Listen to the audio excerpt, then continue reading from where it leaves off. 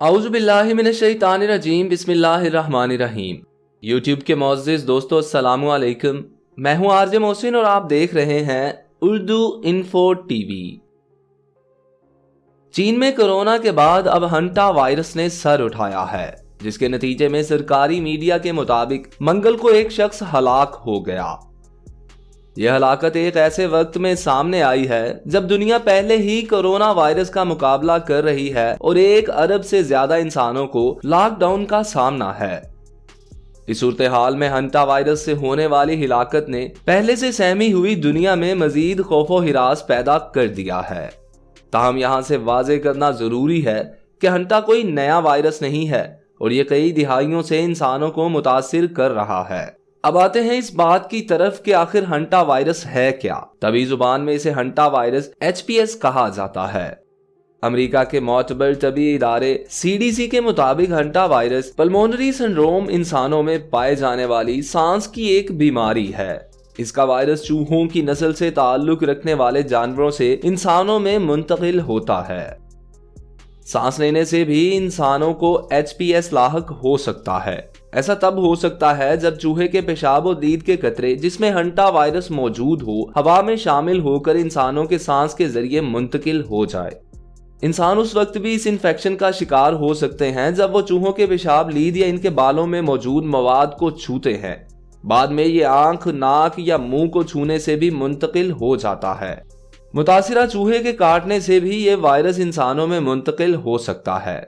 घर में इसके आसपास चूहों के बिल हंटा वायरस के फैलाव का बुनियादी खतरा बन सकते हैं।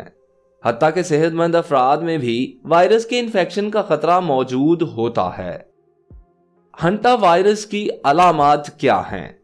इस वायरस के नतीजे में बीमारी की इब्तदाई अलामात में थकावट, बुखार और पट्ठों का दर्द शामिल है।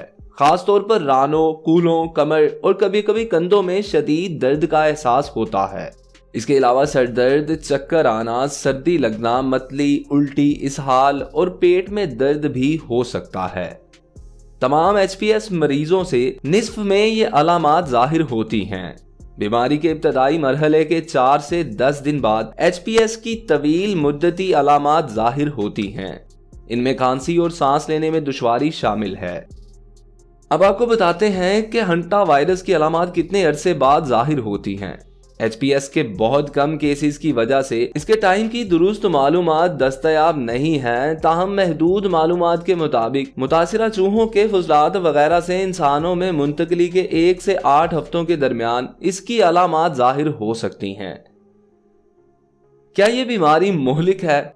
जी हाँ, हंटा वायरस मुहलिक हो सकता है और इसके नतीजे में शरह अमवात 38% है। हंटा वायरस की इब्तदा कब और कहां से हुई? 1978 में पहली बार जनूबी कोरिया में दरियाए हंटान के करीब खेतों में चूहों के बाइस कोरियन हेमरोलॉजिक बुखार का पता चला था। इस वायरस का नाम दरिया के नाम से मंसूब किया गया। ये इब्तदाई दरियाफ्त कोरियन जंग 1951 था 1953 के बाद हुई थी, जहां इस दौरान अक़वाम मुत्तहिदा की अफवाज में कोरियन हेमरोलॉजिक बुखार के 3000 से ज्यादा केस रिपोर्ट हुए।